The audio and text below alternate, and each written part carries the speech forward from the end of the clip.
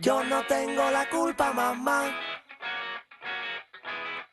Yo no tengo la culpa, mamá. Yo no tengo la culpa, mamá. ¿Será que no te persignaste? ¿Será que se apagó la luz? ¿Será que no te dan las cuentas si el cielo sigue siendo azul? ¿Será que no me registraste? ¿Será quizá tu soledad? Mis documentos que no valen, o ese tanto por ciento que quieren cobrar. Y no voy a pagar, yo no voy a pagar.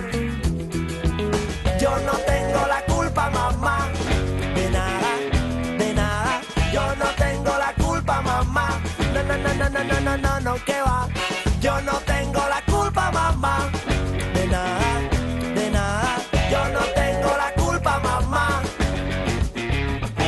Yo vine pa' pasar un rato. Ya sé que no miré el reloj, ya sé que no miré el contrato. Yo nunca vi tu corazón y no te llegan los regalos. Y el cine no es la realidad, y el malo nunca está en el paro.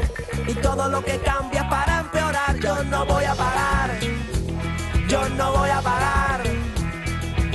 Yo no tengo la culpa, mamá, de nada, de nada. Yo no tengo la culpa, mamá.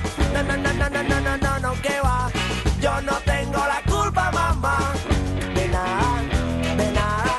Yo no tengo la culpa, mamá. Ta ta biri bap bap biri bam ba ba ba bam ba bam. Ta ta biri bap bap biri bam ba ba ba bam ba bam. Ta ta biri bap bap biri bam ba ba ba bam ba bam. Ta ta biri bap bap. ¿Quién dijo que salía barato? ¿Quién dijo que no duele nada? Con música de Cuba acá arranca la emisión de hoy de Ojo con los Medios. Como siempre en vivo y en directo por el potente Abby Ayala.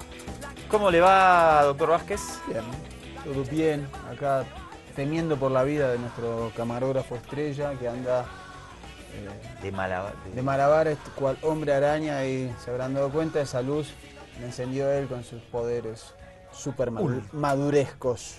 Igual me hace bien que me aflojen un poco la luz a mí porque me da después mucho brillo en la pajla. ¿Cómo anda todo? ¿De qué vamos a hablar hoy? Hay un tema que es importante en Ojos con los Medios y te invitamos a partir de ahora para que estés atento a toda nuestra emisión, que no te lo podés perder, que es que vamos a realizar un análisis de las idas y vueltas en las relaciones entre Bolivia y Estados Unidos estos últimos meses, ¿no? Sí, porque desde el momento en el cual Estados Unidos restablece relaciones con Irán a través del acuerdo nuclear, o Cuba a través del deshielo de relaciones, así se dice, Cuba e Irán marcaron un camino, y el presidente Evo Morales dijo que si estas relaciones se están restableciendo, ¿por qué no hacerlo entre Bolivia y Estados Unidos? Dale, al ratito vamos a estar profundizando sobre este tema, así que no te lo pierdas. Así que ahora vamos a empezar el repaso informativo do mundo. Siguen las repercusiones, nos quedaron un par pendientes por ahí, por el tema La Haya. ¿Cuánto van a durar? Ya hace 15 días que estamos con las repercusiones de La Haya. Y bueno, ¿Vamos ahora a seguir? Ya me aburre, le digo que me va a aburrir, ¿eh? Se armó un lío bárbaro, gracias a quienes nos siguen en las redes sociales. Dijimos y anticipamos aquí. Tenemos que aclarar algunas cosas, sentar algunas posiciones, son importantes. En Bolivia tal vez parezca que esto ya se conoce, pero mucha gente nos puede ver a través de las redes sociales en distintas partes del mundo. Efectivamente, se armó un bolonqui en uno de los programas en el canal de YouTube, porque saltaron un montón de chilenos a volver a insultarnos, que esos argentinos, que no sé qué. Siempre nos castigan por todos lados con la nacionalidad. Que cómo salen los argentinos a defender lo que no saben, la historia de la guerra del Pacífico, etcétera, etcétera, y un montón de valoraciones. Bueno, seguimos ahí generando polémica, no solo en el vivo y en directo, sino también a través de las redes sociales. Obviamente que es parte de esta revolución cultural que hay y de que todo se reproduzca en todo lado a través del YouTube y del Facebook. Pero bueno, nos subimos a a esa batalla, y este programa tuvo muchísimas visualizaciones del otro lado de la frontera, así que saludamos también a quienes ven Ojo con los Medios en Chile. Un abrazo grande para todos, les pedimos también que no se enojen con las cosas que decimos al aire, y lo enmarcamos también en la batalla de ideas y de conceptos que tienen que darse en medio de la coyuntura política actual por la demanda marítima que presentó el Estado Plurinacional de Bolivia. Sí, además de onda lo digo, nos consideramos parte de la patria grande latinoamericanista cuando tenemos que criticar cosas de Argentina, y la hemos criticado duramente. ¿Qué criticamos? La guerra de la Triple Alianza, la conquista del desierto, no nos interesan las posiciones despóticas, imperiales de nadie, no portamos ahí carnet de nacionalidad, y en este caso, como muchas otras personas, y también en Chile, estamos a favor de la posición boliviana en cuanto a la demanda marítima. Además, años viviendo acá, disculpen, ¿no? Uno también quiere a su segunda patria. Claro, se da la polémica, doctor, en el tema de la raíz del conflicto, ¿no? De la invasión y del acuerdo que firmaron Bolivia y Perú. Entonces eso justifica del lado chileno la invasión del litoral y de Antofagasta, etcétera, etcétera. Nosotros dijimos, obviamente, que esa alianza fue defensiva para evitar la clara política expansionista de Chile en aquella época, y que nunca hubo un plan de la alianza entre Perú y Bolivia para invadir Copiapó, ni La Serena, ni Santiago de Chile. Y eso lo mantenemos, o sea, y son cuestiones históricas, o sea, me parece que poner en duda que hubo una invasión chilena Antofagasta, no. El vocero Mesa dijo, usted me está cargando, cuando se lo preguntó el periodista. Pero es importante entender también qué se piensa del lado chileno, y por eso también mostramos ese trabajo tan interesante de la opinión de los ciudadanos desde Santiago de Chile. Así que mostramos también todas las voces, y eso está bueno. Y bueno, justamente en nuestro canal de YouTube, cuando analizamos justamente ese debate en Televisión Nacional de Chile, ha tenido más de 1000 visualizaciones. Sí, tiene un montón de visitas. Habitualmente nuestros programas tienen 60, 70, 80 visualizaciones. Sí, más o menos. Este ha superado holgadamente las 1000. Y bueno, no es el único. Del tema marítimo, vamos a dedicarle, yo le decía, ¿hasta cuándo vamos con las reacciones? Si pensamos en el rating, sigamos, porque tienen un montón de visualizaciones esos programas. O sea que obviamente el tema genera mucha expectativa en ambos lados de la frontera. Y bueno, y hay que ver qué pasa con la oferta de la televisión estatal boliviana a que venga el canciller Muñoz y a ver ¿qué pasará? quién puede ser el periodista. Parece que no hubo respuesta oficial, que la declaración de Muñoz no contrajo una respuesta de sí vamos a ir. Así que esperemos, y esperemos también que sea buena la elección. Yo creo que hay que ir por un periodista historiador. Estoy de acuerdo. Tal vez no, yo estaba pensando la otra vez en el formato, en casa estuve pensando el fin de semana, y se me ocurrieron varias cosas. Me parece que tal vez no hay que hacer lo mismo que hizo la televisión chilena. Yo diría que sí. ¿Sí? Para que no diga nada, le pusieron 3 periodistas. Yo pensé hasta en invitar al periodista chileno, como para poner las Juan dos. Manuel Astorga. Sí, que es muy bueno. Interesante, sí. La pifió, pero bueno, la única que la pifió fue en el marco de su argumentación, porque no le reclaman a Perú. Creo que ahí quedó tecleando, y la respuesta del vocero Carlos Mesa lo hizo retroceder rápidamente. Bueno, lo que sí no... ¿Querés algunas o no? Antes déjame mostrar la portada número 3, por favor, porque estas cosas sí son intolerables, podríamos decir. Vamos a verla.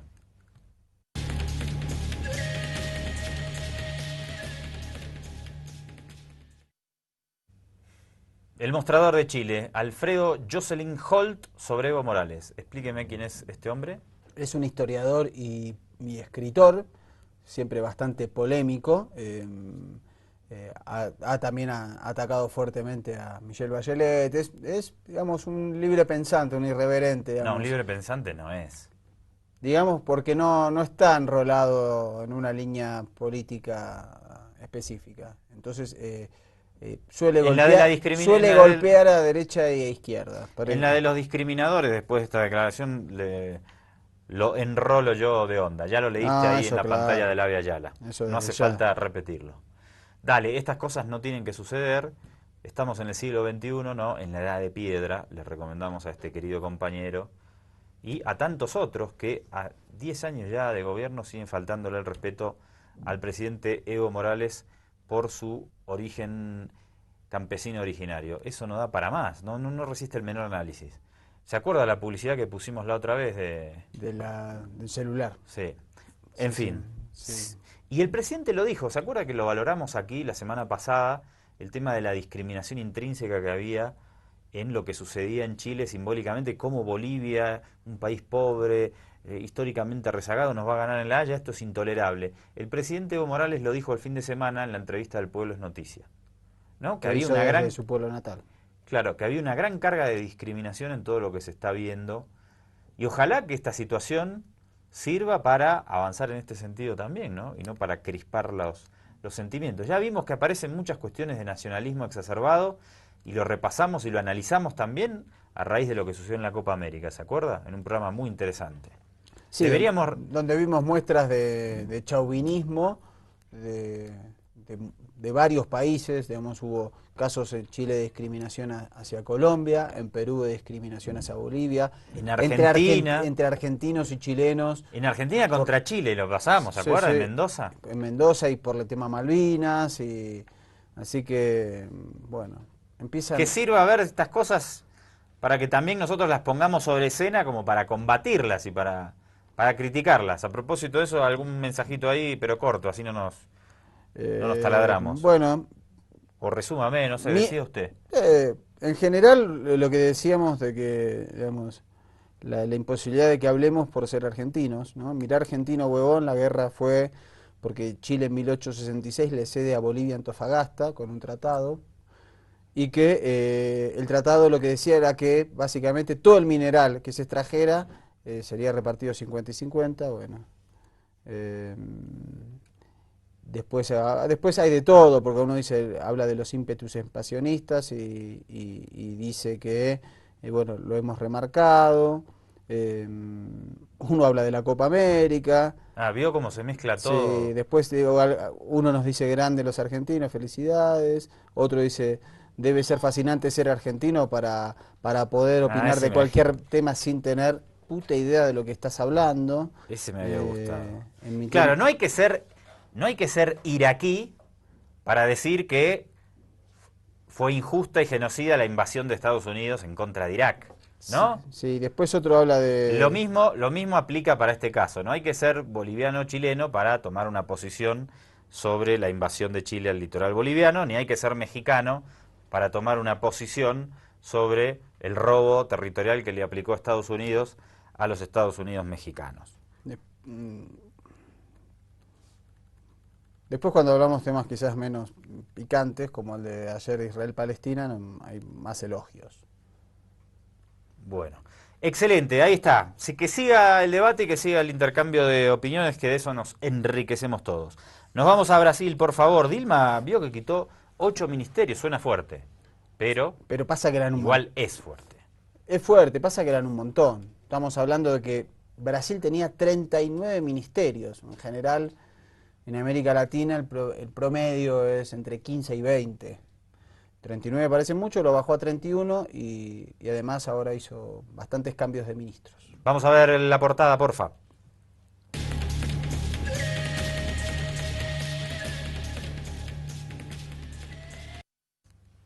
Jornal do Brasil. Dilma da paso a nuevos ministros y afirma que atiende a la coalición que la eligió. Exactamente. Bueno, hay un problema porque se pregunta mucha gente si sigue gobernando el PT o no en Brasil. Es endeble la posición gobernante y ha tenido que hacer muchas sesiones de poder, por decirlo de alguna manera.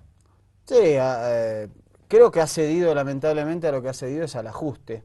Esta es la base también de cierto enojo en las bases sociales del PT, que entienden, no solo del PT, sino también de la coalición que apoya al gobierno, que entienden que esa no es la manera de hacerlo, pero también entienden que está en una situación delicada por la desestabilización.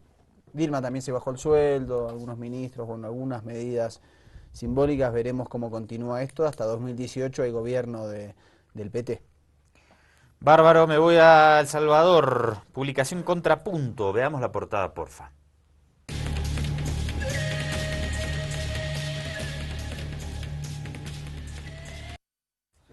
Pero igual ahora. Demanda nacía por negar información sobre masacre.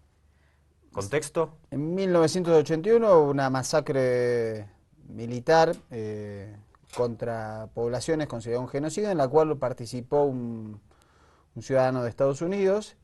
Se le pidió, esto ocurrió en el año 81, y por la ley de libertad de información que tiene Estados Unidos, se le pidió a la CIA que informara al respecto, y esta dijo no tener información. Entonces se inició esta demanda porque se considera que ha incumplido con sus deberes.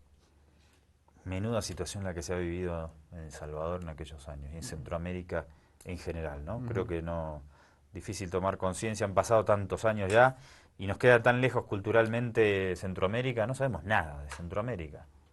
Y Centroamérica general, siempre, ¿no? Cuando hablamos, y hoy va a ser un programa en el que vamos a contar un poquito de injerencia, cuando hablamos de injerencia en Sudamérica, es otra dimensión respecto a la injerencia abierta de Estados Unidos en Centroamérica, desde la presencia de las compañías fruteras hasta, digamos, incluso geográficamente la cercanía hace que esa injerencia sea más abierta.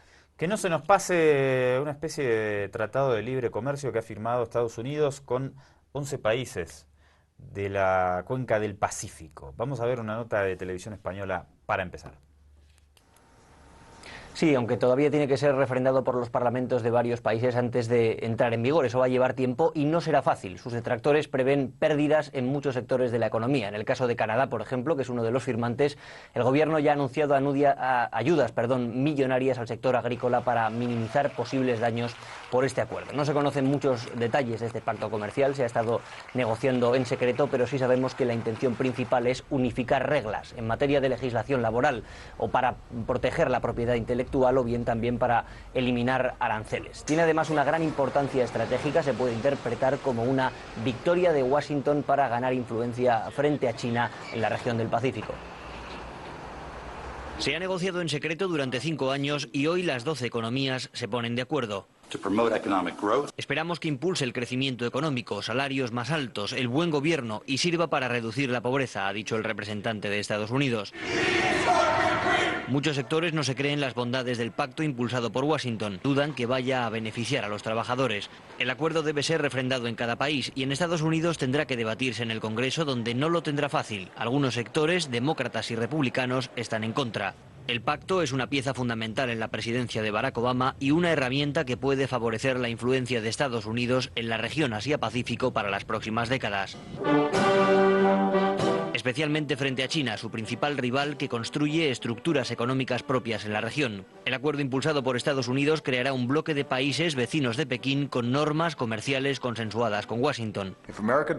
Si hoy Estados Unidos no moldea las normas comerciales en el mundo para beneficiar a nuestros trabajadores, China dictará esas normas, decía Obama en abril. Desde hace años, la administración Obama ha fijado como objetivo un mayor liderazgo en la región asiática, donde pretende centrar su peso comercial, político y militar. Menuda la guerra fría comercial que hay entre China y Estados Unidos, ¿no? China tratando de copar mercados por todo lado, copando. Y Estados Unidos tratando de realizar acuerdos con distintos países aliados para frenar esta influencia. Recordemos, son 12 países los que integran este acuerdo comercial del Pacífico.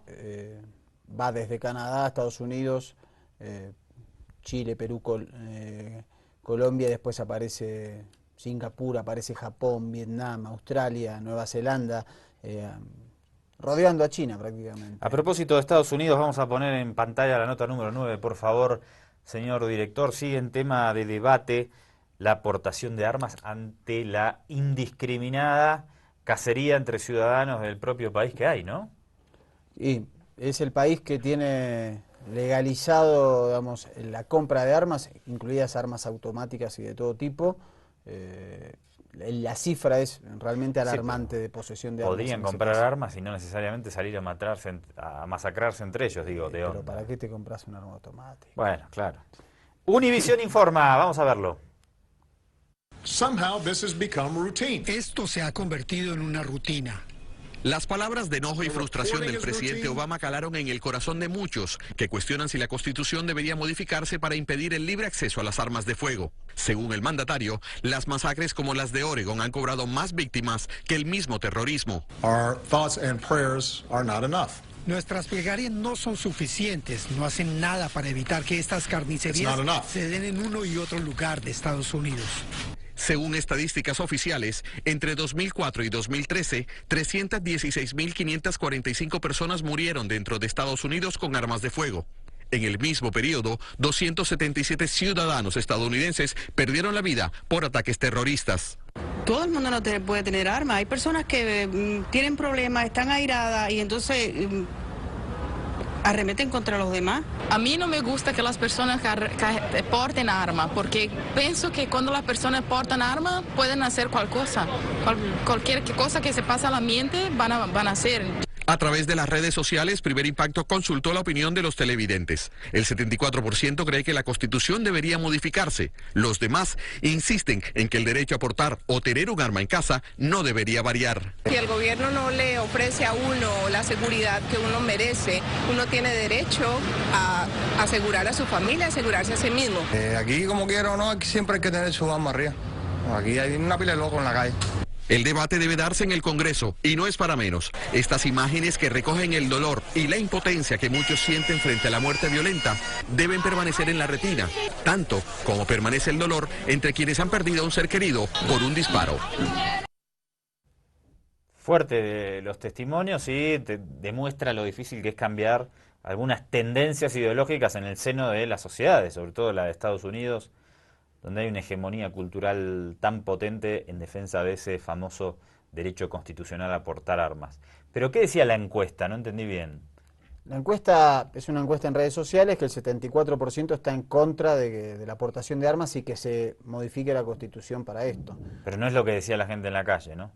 Estaba en contraposición, digamos. No, la gente de la calle también. Necesitamos tener armas, hay una pila de locos. El otro dijo, si no nos defiende el Estado tenemos derecho a... No, pero después hubo 3 testimonios que decían lo contrario, que estaban en contra de la aportación de armas. El tema es hay que reformarlo, es una enmienda constitucional. En Estados Unidos, por la característica federal, 3/4 partes de los estados tienen que modificar eso, y también el Congreso. Es complicado, aparte el lobby de las organizaciones que defienden la aportación de armas es tremenda. La Asociación Nacional la famosa Asociación Nacional del Rifle. Corte enojo con los medios. Volvemos y vamos a analizar lo que les comentábamos al inicio. Las relaciones de Estados Unidos y Bolivia. ¿Qué debe pasar? ¿Qué está pasando? ¿Cómo son esos idas y vueltas? ¿Por qué se producen a la vuelta del corte aquí en nuestro programa? Porque a mamá le dio la gana, yo todos los solos, juntos debemos caminar, no estamos solos, lo debemos acompañar y Javier Ayala, nunca nadie nos parará y colectar. Agradezco los mensajitos que estamos recibiendo ahora en nuestro WhatsApp. Disculpen que por la dinámica del programa de hoy no los vamos a compartir ahora, pero los guardamos para mañana y los daremos a conocer entonces mañana, que ahora tenemos unos bloques un poquito duros. Iniciamos en Venezuela, diario Panorama. Adelante, canciller Delcy Rodríguez.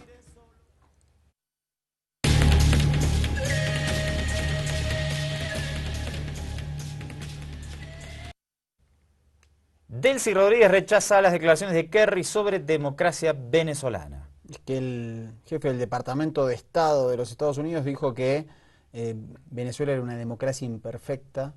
Y bueno, entonces esto desató la respuesta. Tiene razón. Y quisiera saber cuál es la democracia perfecta, dónde está. Si nos la puede mostrar, se lo vamos a agradecer al ciudadano Kerry, quien debió referirse al tema entre Bolivia y Chile. Eso ya de por sí, que le haya preguntado el periodista, significa la importancia que ha adquirido y la relevancia que ha adquirido este tema en la geopolítica continental, ¿no? Sí, y me dijo que bueno, que debía informarse más, pero que era, digamos, una situación que ojalá se resolviera prontamente. Bueno, se dijo tras la reunión de Naciones Unidas que el canciller David Choquehuanca había hecho gestiones para que existiera una reunión entre presidente Obama y presidente Evo. Exactamente. Vamos a ver la portada de El Deber, Gringolandis.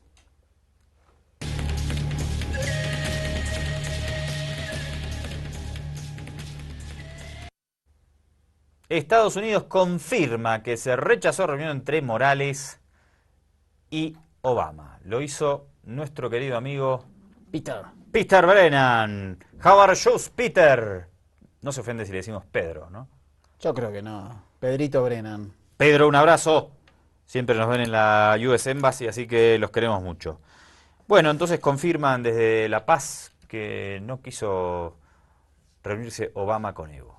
Argumentaron y lo repasamos la semana pasada. Sí, que la argumentación era que por las agresiones retóricas, esto entre comillas, de miembros, funcionarios de la administración del presidente Evo Morales.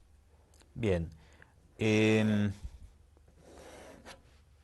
Seguimos. Estaba pensando en saltearme en realidad, por eso me quedé un poco callado. Estaba pensando en saltearme a ver la nota del 11 de agosto. Pero no lo hagamos, se lo guardamos para después. Vamos a ver la nota que preparamos para Hispan TV sobre las repercusiones acerca de las denuncias de Wikileaks. Esto está ocupando buena parte de la agenda política local. Se instaló de nuevo el tema a partir de la denuncia que hizo el pasado sábado el ministro de la Presidencia, Juan Ramón Quintana. Recordemos que la publicación del libro la hicieron dos autores en inglés, no es que haya salido de Bolivia ni mucho menos. Lo cierto es que hay mucha inquietud en las altas esferas gubernamentales por esta denuncia. Vamos a ver las repercusiones en la siguiente nota y después seguimos comentando.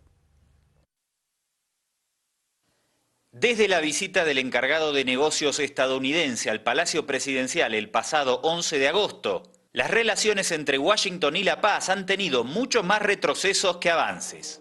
El último revés se produjo a raíz de la publicación de un libro basado en revelaciones de Wikileaks, que detalla la participación de Estados Unidos en el proceso desestabilizador contra Evo Morales durante los primeros años de su gestión. El ministro de la Presidencia convocó especialmente a una conferencia de prensa el pasado sábado para denunciar estos hechos. Y el lunes el presidente volvió a criticar públicamente a la potencia norteamericana. Cuando había embajador de Estados Unidos en Bolivia, primera reunión, y me dice: presidente Evo, usted no puede tener relaciones diplomáticas ni con Cuba, ni con Venezuela, ni con Irán.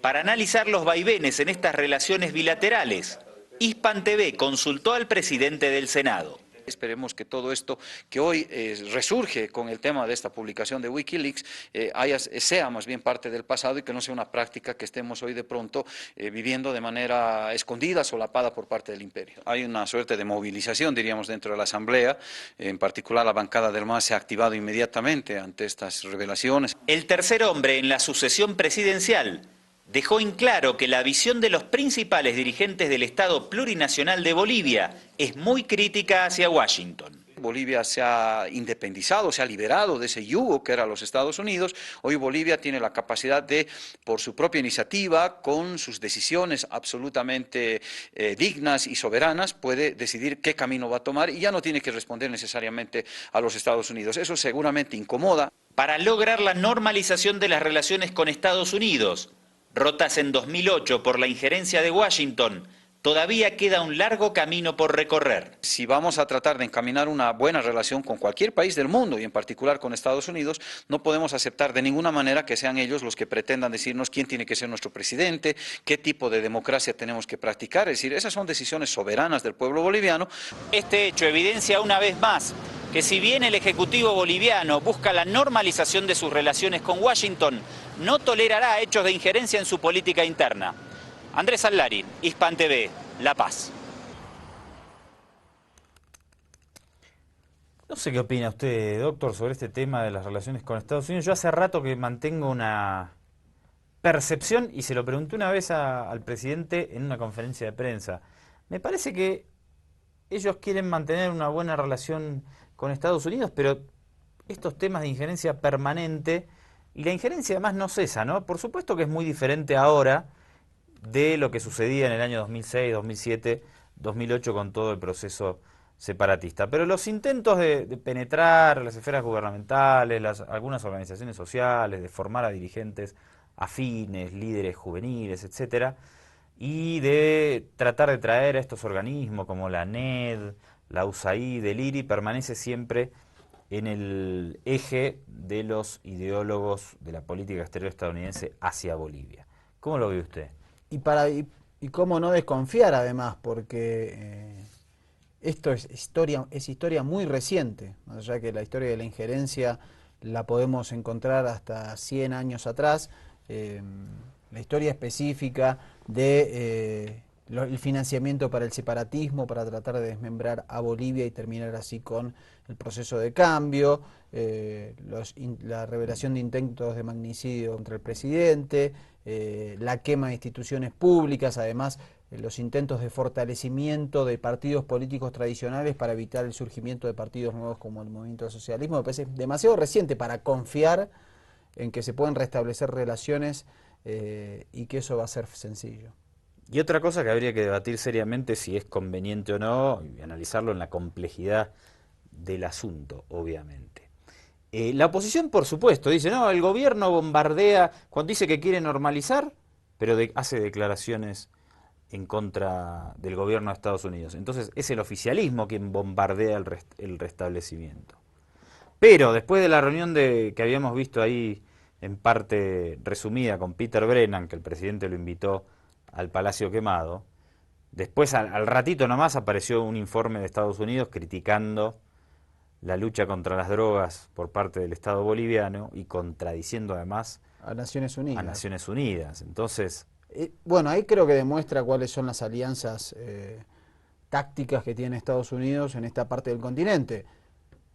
Tenemos y que no quiere sumar a la alianza. Claro, tenemos a Perú, a Colombia, a Chile, que son parte de, digamos, de países que tienen tratados de libre comercio con Estados Unidos, que integran alianzas comerciales muy específicas. Perú y Colombia, los otros países que producen hoja de coca, tienen una cantidad inconmensurable respecto a Bolivia, que incluso ha reducido sus hectáreas de coca, y lo que se viene a decir en el informe anual de drogas que plantea Estados Unidos, es que Bolivia no ha cumplido con la lucha contra el narcotráfico. Entonces se evidencia ahí una intencionalidad política, es yo hago esto porque no me gusta el rumbo político de tu país. Juan Ramón Quintana se refiere, ministro de la Presidencia, a los cables de Wikileaks. Vamos a verlo. Denunciamos los años 2006, 2007, 2008 respecto a los planes conspirativos de desestabilización contra el gobierno del presidente Evo Morales. El 2 de octubre, hace 48 horas, ha sido publicado por RT en su página web un documento de Wikileaks en el que señala que la estrategia de Estados Unidos para Sudamérica contempla golpes de Estado o magnicidios. Esto que publica RT prácticamente es una descripción respaldada en el libro, es una descripción de la estrategia de desestabilización de Estados Unidos que oscilaba entre el golpe de Estado y el asesinato del presidente Evo Morales. Requiere una profunda investigación de parte de la propia Asamblea Legislativa Plurinacional, de parte de todas las autoridades competentes. Necesitamos hacer una investigación para tomar luego determinaciones respecto al gobierno de los Estados Unidos. Y otra cosa que yo creo que Estados Unidos debería tomar nota es que la génesis de los principales dirigentes del proceso de cambio boliviano va O sea, va a despertar una reacción cada vez que haya hechos injerencistas, declaraciones fuera de lugar, operaciones como las que mencionábamos, de tratar de ligar al gobierno con el narcotráfico. Va a despertar, evidentemente. Vimos el discurso, vamos a ver ahora, y ya lo conocemos, el discurso que tiene el presidente Evo Morales, del vicepresidente, del ministro de la presidencia. Ya vimos en pantalla cuál es la tónica del discurso del presidente del Senado. Conocemos cuál es el discurso de la presidenta de la Cámara de Diputados. Entonces me parece que hay que entender quiénes son ideológicamente los dirigentes que conducen el proceso de cambio. Para no generar, si querés normalizar, digo. Sí. No, y recordemos además que con el pretexto de la lucha contra el narcotráfico se militarizó el trópico de Cochabamba, la zona del Chapare, se reprimió al movimiento sindical Cocaleros durante 20 años, hubo múltiples asesinatos, persecuciones, intentos incluso de asesinato en ese momento del presidente Evo, que era el líder de las 6 federaciones, confinamientos, intentos incluso de erradicación total de la hoja de coca para hacer emprendimientos con empresas de los Estados Unidos. Hay una historia reciente que es de mucho dolor, sangre y lucha, como para que esto Estados Unidos lo desconozca. Vamos a ver las declaraciones del presidente Evo Morales el lunes cuando hizo el acto con los 5 y también se refería indirecta o casi directamente al tema de Wikileaks. No lo mencionó, pero en la impronta de lo que estaba comentando de las relaciones con Estados Unidos estaba allí presente. Míralo. Es el capitalismo quien organiza grupos terroristas para enfrentar a pueblos o estados progresistas, a gobiernos progresistas. ¿Y por qué esas intervenciones en el mundo? Claro, hay pequeños grupos, tratan de resolver sus problemas económicos interviniendo con las intervenciones, adueñando especialmente los recursos naturales de ese país, de ese pueblo, que las políticas generadas, implementadas desde el imperio norteamericano jamás resolverán los problemas y que nuestros movimientos sociales deben saber, y quisiera que revisen la intervención del presidente Obama ante las Naciones Unidas. Para el presidente Obama, los enemigos son los movimientos sociales. Los movimientos sociales son terroristas, somos terroristas. Claro, los enemigos del imperio son los movimientos sociales, pero ellos son los servientes de las transnacionales. Esa es la profunda diferencia que tenemos. Cuando había embajador de Estados Unidos en Bolivia, primera reunión, y me dice: presidente Evo, usted no puede tener relaciones diplomáticas ni con Cuba, ni con Venezuela, ni con Irán. Vinieron a visitarme un grupo de congresistas de Estados Unidos. Igualmente me ratifican. El presidente Evo, no puede usted, Bolivia no puede tener relaciones diplomáticas ni con Cuba, Venezuela e Irán. Claro, yo rechacé rotundamente. Yo dije: venimos de la cultura del diálogo, de relaciones, no solamente con naciones, sino también con la madre tierra. Si tuviéramos plata y si hubiera necesidad, tuviéramos relaciones diplomáticas con todo el mundo. Esa era mi respuesta. Pero ahora, ¿qué vemos? Claro, yo no he instruido como ellos me han instruido y no hicimos caso. No hemos instruido, pero ellos nos han seguido. Ahora tienen relaciones diplomáticas con Cuba, con Irán, solo falta con Venezuela. ¿Qué quiero decirles? ¿Qué quiero decirles? ¿No? Que no estamos equivocados en tener relaciones diplomáticas con Cuba, con Venezuela, con Irán. Esperamos pronto tenga con Venezuela. Aunque no interesa, nos manden o no nos manden embajador, aquí no es deseable, pero no es decisivo que tengamos embajador de Estados Unidos. Ahora nos estamos informando qué pasaba, qué organizaba, ¿no? En 2008, el embajador de Estados Unidos. Ahora vamos a decir algo, doctor. Nosotros trabajamos, investigamos hace mucho tiempo la política estadounidense, no solo en Bolivia, sino en todo el mundo en general. Es una materia que nos moviliza desde hace mucho tiempo.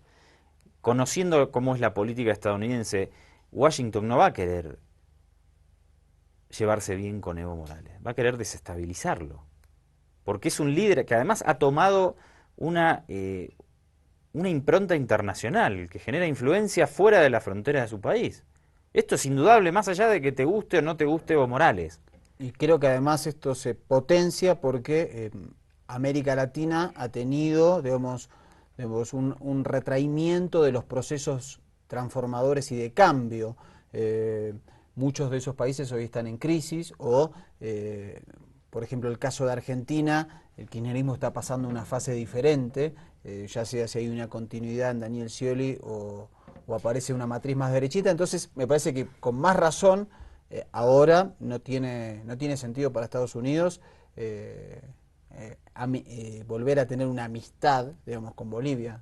Y cada vez que aparece un líder en el mundo que cuestiona el orden geopolítico que impulsa el imperio, va a tratar de ser debilitado por la potencia del norte, ¿no?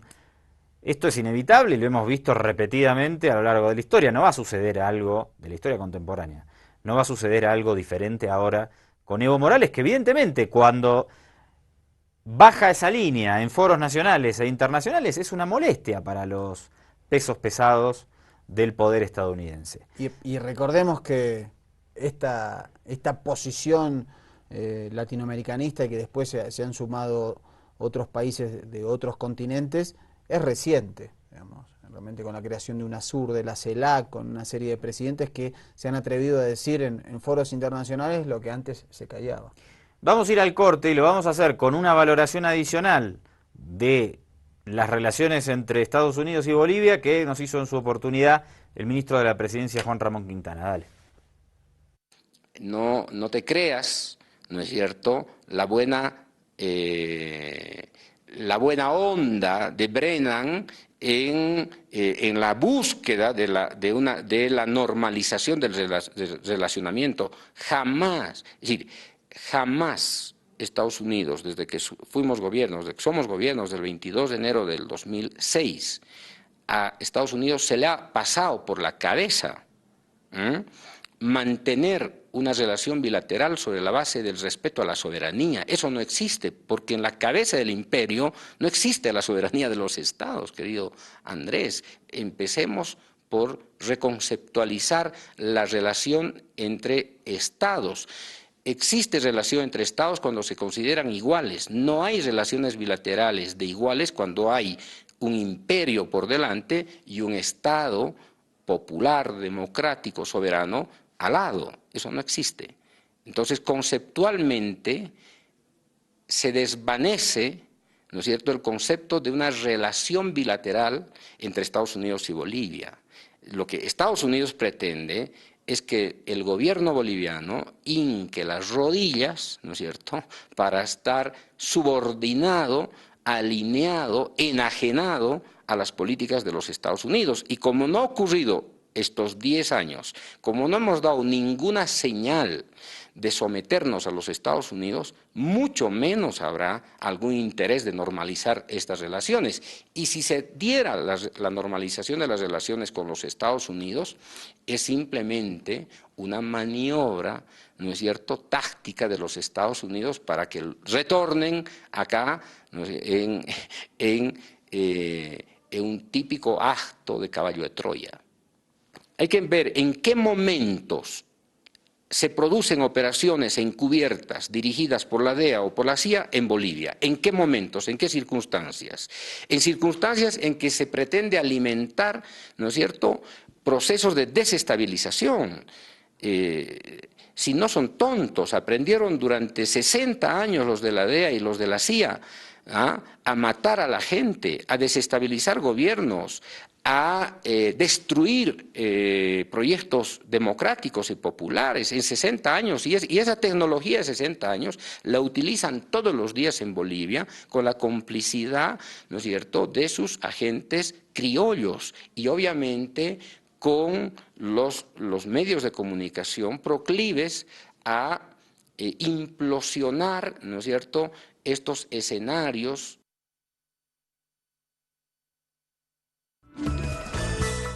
todos solos. Juntos debemos caminar, no estamos solos. No debemos... Último bloque de Ojo con los Medios y nos vamos a despedir con algunas imágenes de los documentales Invasión USA, el último capítulo que habla sobre el proceso de desestabilización que se vivió en 2006, 2007, 2008. Es muy pertinente porque ya pasaron varios años y hay sectores de oposición que todavía discuten, ¿no? Si hubo injerencia de Estados Unidos en aquel proceso, cuál fue el papel de la embajada, del embajador Philip Goldberg. Claro, pasó un tiempo y ya se intenta lavar un poco toda aquella historia que fue realmente muy pesada y con una participación de Estados Unidos más que destacada. Sí, y que Estados Unidos acaba de revelar en estos cables de Wikileaks, es decir, el propio responsable o partícipe en estos actos se demuestran en la filtración de estos cables secretos de aquellos días de la embajada. Por eso la pertinencia, creo que de Invasión USA sigue siendo muy actual. Hay que decir que, en términos históricos, la decisión, obviamente, del gobierno de expulsar al embajador de Estados Unidos fue fundamental. Allí, en ese trabajo, el entonces ministro Alfredo Rada decía, cuando expulsamos al embajador, de alguna manera se acabó, nos dimos cuenta que estaba organizando él la conspiración, porque se terminó la conspiración cuando lo expulsamos. Bueno, hechos muy fuertes que vivió esta sociedad, vamos a repasarlos ahora para tenerlos en la memoria. ¿Nos reencontramos mañana? Hasta mañana, comandante. Lo invito a esta mesa, a esta misma hora y por este mismo canal. ¿Usted me invita a mí? Lo invito, claro, por supuesto. Le agradezco. Por supuesto. Le agradezco Estaremos mucho. los dos esperándolos en esta próxima emisión. Ah, me voy a ir a Valle Grande con los 5, ¿eh? Sí. Así que vamos a estar haciendo la cobertura esa también. Un abrazo grande, no te pierdas el capítulo de mañana. La ingobernabilidad se promueve en torno a dos ejes fundamentales: evitar la realización de la Asamblea Constituyente y promover la autonomía de las regiones orientales, donde la llegada del MAS era minoritaria. La NED, mediante su aliada NDI, financia talleres y foros enfocados en la elección de asambleístas y en el referéndum sobre autonomías regionales. Adicionalmente, el financiamiento de todas estas actividades se daba sin el permiso del gobierno y al margen de las leyes locales. Excitados por la desesperación de Washington en frenar de cualquier manera a Morales y por la posibilidad de lograr mayores réditos económicos, los líderes opositores agrupados en torno a la medialuna coquetean con la posibilidad de dividir a Bolivia. O sea, no nos empujemos a lo que no es. Santa Cruz, Cochabamba y todos los departamentos somos una querida Bolivia, por eso, adelante Santa Cruz con su independencia, con su autonomía. ¡Autonomía! ¡Ya! Estados Unidos es el artífice de la estrategia. Promueve políticamente esta agenda en la media luna y adicionalmente la financia mediante sus organismos encubiertos de desestabilización. Los medios de comunicación son llamados a jugar un papel de vanguardia y responden a la línea de la embajada. Están con palos ante cualquier enfrentamiento o provocación. Son para defender nuestra zona porque tenemos entendido que los campesinos van a venir y nos están amedrentando. Nosotros vamos a defender este territorio hasta las últimas consecuencias y es por la dignidad de Cochabamba. ¡Viva Cochabamba, carajo! ¿Pero por qué compara Bolivia con Cuba? Porque por Dios yo creo que ya nos hemos dado cuenta, estamos yendo paso a paso al mismo desastre. Quieren hablar de dignidad. Usted no tiene ninguna duda de que Bolivia va camino a ser como Cuba. No tengo absolutamente ninguna duda. En Cuba hablan de dignidad, es el mismo discurso. Cuba es digno y la gente se está muriendo de hambre. Como pueblo le digo, ¿qué prefiero, dignidad o hambre? Eso sí que nunca lo vamos a permitir. Por lo menos Santa Cruz va a morir de pie antes de tener un gobierno populista, totalitario, estatista, todas las ñes y eses de lo que significa el desastre. Para apuntalar esta estrategia, el Departamento de Estado designa a un especialista en la materia. El embajador Philip Goldberg llega a Bolivia en octubre de 2006, con la experiencia de haber participado en el desmembramiento de Yugoslavia. Goldberg será el último embajador virreinal de Bolivia. Su papel es determinante para impulsar la agenda opositora de autonomías y no a la constituyente. El pueblo necesita es trabajar. No vamos a vivir de asamblea constituyente. Vamos a vivir gracias a nuestro trabajo. Durante 2006, la ANED invierte $551.000 en foros, debates y campañas dirigidos a influir en la constituyente y manipularla en la consecución de la agenda política de Estados Unidos. En 2007, la misma ANED financia el proceso separatista con $468.000 en distintas áreas relacionadas con las autonomías. La Oficina de Iniciativas hacia una Transición dependiente de la USAID vuelca sus fondos para fomentar a los gobiernos locales de la Media Luna bajo un programa de apoyo a la descentralización de gobiernos democráticos. USAID también solicita la ampliación del programa de diplomacia pública con el declarado objetivo de contrarrestar los ataques contra el gobierno de Estados Unidos por parte del Ejecutivo boliviano. Hay un norteamericano que venga a meter bombas, es sospechoso. La responsabilidad de Washington en los violentos sucesos de corte racista que pusieron a Bolivia al borde de una guerra civil fue determinante.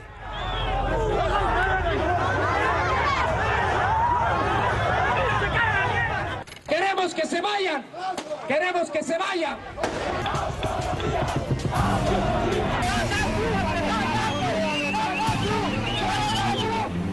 El 4 de mayo vamos a ser autónomos y los decretos nos los va a dar nuestro gobernador. Esta tierra le dio todo indios de mierda. Somos unos infelices de mierda, malagradecidos, carajo. No merecen vivir acá ustedes, no merecen vivir en Santa Cruz.